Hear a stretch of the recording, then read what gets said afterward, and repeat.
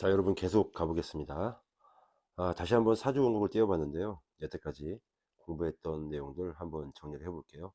사주 원국과 이 만세력 천일기인의 이 어플 사용 설명서 어떻게 읽는지에 대해서 정리를 하고 있었죠.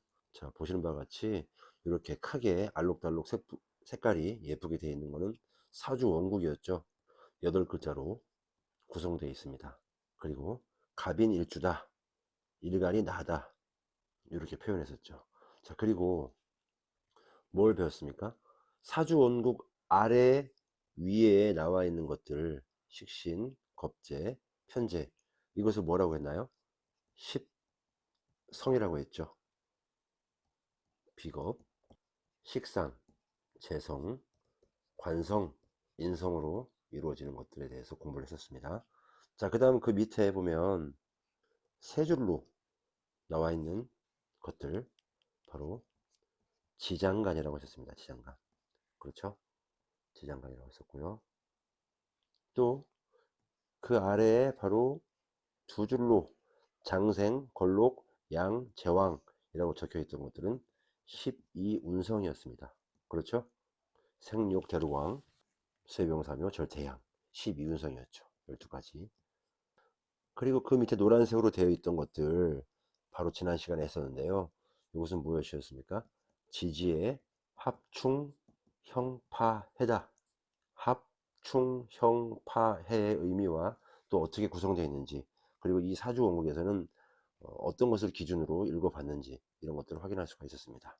자, 계속 해보겠습니다. 여러분, 그 지지의 합충, 형파해, 형충, 회합이라고 하는 그 밑에 바로 이렇게 목, 오, 화, 일, 토, 일, 금, 영, 수, 일, 이렇게 돼 있었죠. 요거는 뭘까요? 사주 원국에 있는 오행의 숫자를 표현한 겁니다. 볼까요? 오행의 개수가 나와 있는 거죠. 목이 무려 5개나 있는 거죠. 보십시오. 갑, 인, 일주에 갑과 인이 벌써 목이죠. 또 연주에는 을, 묘가 있죠. 천간에 을목, 지지에 묘목이 있습니다. 그리고 시주에는 시간에 을목이라고 목이 5개나 있는 거죠. 그리고 화는 월주에 병화가 하나 있고요. 토는 월주에 있는 월지에 술월이라고 하는, 술토라고 하는 월지가 하나 있습니다. 토가 하나 있죠. 금이 없죠. 그리고 수, 시지에 해수라고 있습니다.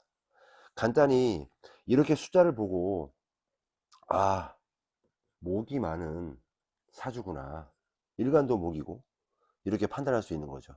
또 금이 없다고 했죠. 금이 없습니다. 그러면 금의 기운이 부족하구나 해석할 수 있는 거죠. 십성으로 판단하면 갑목일간이니까 갑목일간이죠. 그런데 금이 없단 말입니다. 그러면 십성 중에 관성이 없구나. 그렇다면 무관성사주구나. 관성이 없는 사주. 무관성사주는 어떤데?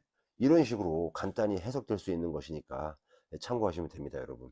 간단하게 오행의 숫자를 나타내는 그런 거니까 참고만 하시면 됩니다. 자, 또 불러와 봤습니다.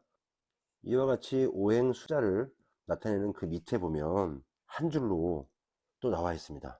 연지와 일지, 공망에 대해서 나와 있는데요.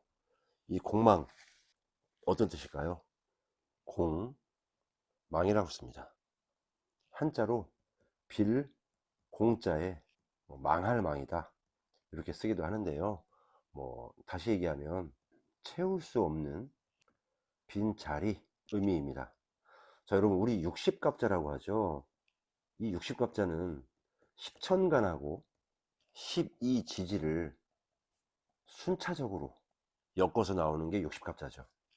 갑자, 울축, 병인, 정묘, 무진, 기사, 경호, 신미, 임신, 계유, 이렇게 나가고요. 그 다음 십천간을 또 보면 이 십천간 갑, 을, 병, 정, 무, 기, 경, 신, 임, 계 다 썼죠.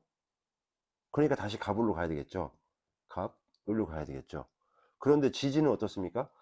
자, 축, 인, 묘, 진, 사, 오, 미, 신, 유. 그러면 술, 해가 남았잖아요. 술, 해. 그래서 갑술년과 을해년 이렇게 가는 거죠. 술, 해. 서로 짝이 안 맞는 거죠. 십천간과 십이지지. 결국에는 두 개씩 짝이 안 맞게 되어 있습니다. 상호작용이 어려운 겁니다. 그렇죠? 자, 육식갑자표 사진을 보면 이렇게 쭉 나가잖아요. 갑자부터 계유까지 전부 다 자기 짝을 찾았는데, 지지에 이 술토와 해수, 술토와 해수가 자기 짝을 찾지 못한 거죠. 아웃사이더가 된 겁니다. 그래서 바로 이 공망이라고 표현한 겁니다. 술토와 해수의 이 지지의 에너지, 기운을 잘 사용하지 못한다, 이런 뜻입니다. 자, 반대로는 이렇게 채울 수 없는 빈자리기도 있지만, 반대로는 비어 있으니까 깨끗하다, 맑은 기운이다, 정신적으로 발달되는 그런 모습도 지니고 있다, 이렇게 얘기를 합니다. 공망은 여러분 이 보조의 느낌이니까 공망이 있다고 걱정할 필요는 없습니다. 왠지 뭐 망했다 이런 느낌이잖아요. 절대 그럴 필요가 없습니다. 이렇게 60갑자의 공망을 정리해 놓은 도표가 있겠죠. 자, 왼쪽에 사주 원국을 보시면 갑인일주죠. 갑인일주. 갑인일주는 60갑자 중에서 제일 마지막 줄 51번째 시작되는 거죠. 갑인부터 계까지 여기에 해당되고, 공망이 뭡니까? 자축이죠. 그래서 만세력 어플에 보면 이 공망이라고 해서 연지에도 자축, 일지에도 자축, 이렇게 자축으로 똑같이 두 개가 가 있는 거죠.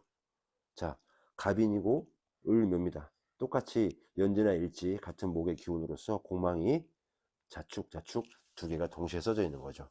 이 정도까지만 여러분 이해하시면 되겠습니다. 자, 다음 천을귀인 보실까요? 천을귀인은 미축이라고 되어 있습니다. 다음 페이지 할게요. 자, 계속하겠습니다.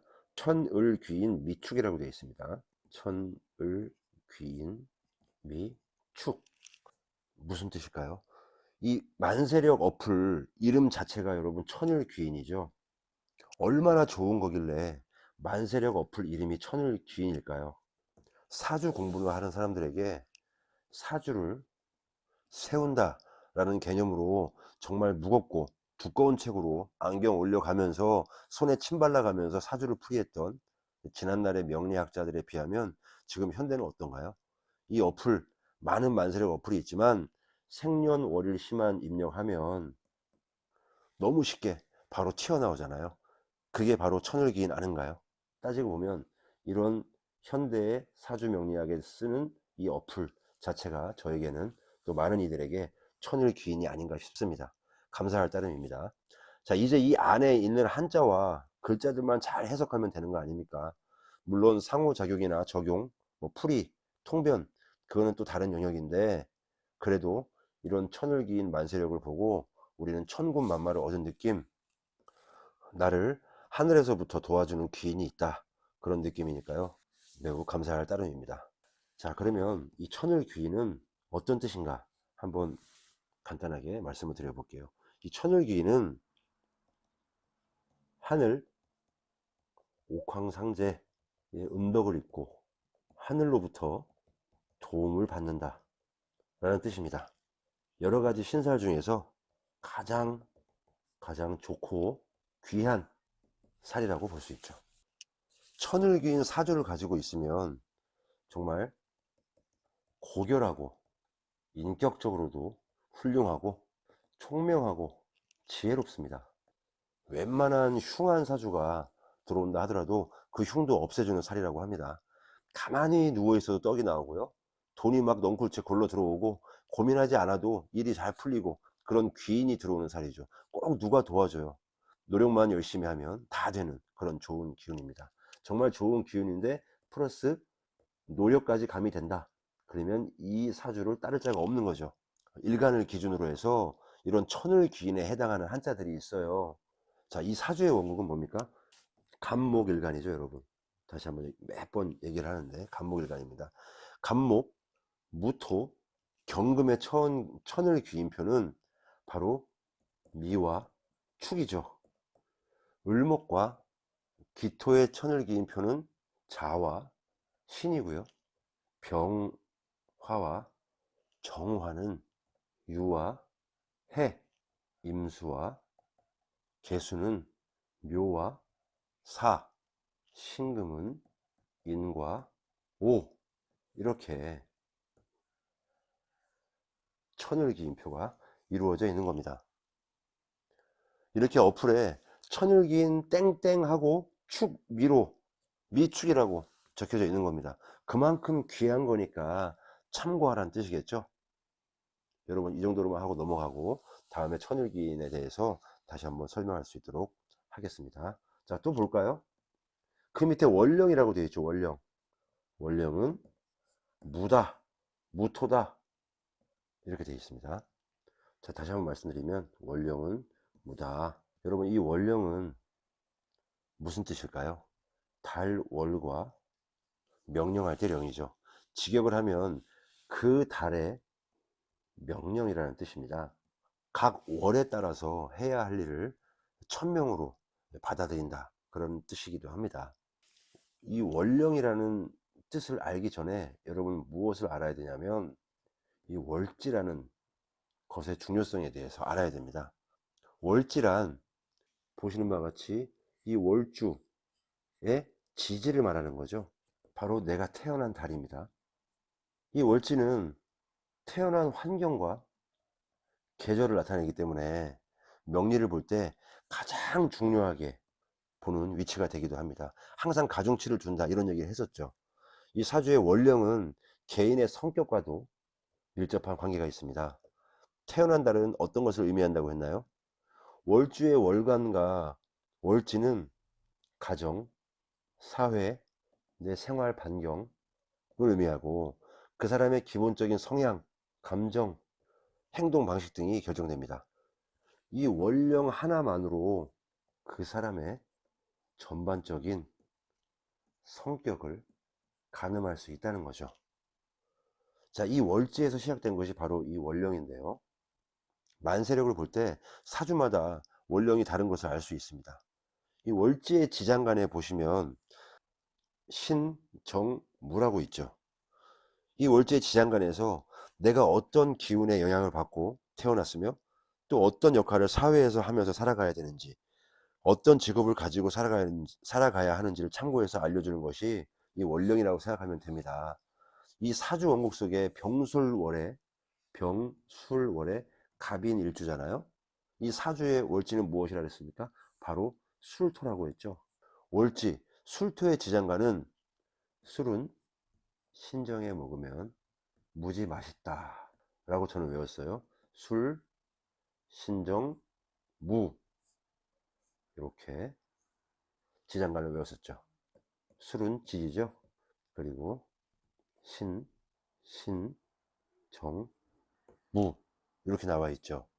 술토는 절기로 보면 음력 9월이고요. 양력으로 보면 10월입니다. 절기상 한로로부터 시작돼서 상강을 거쳐 입동 이전까지인데요. 술토의 지장간 이 신정무 안에 천간 기운의 비율이 있습니다. 술토는 여기, 중기, 정기 이런 얘기 들어봤죠?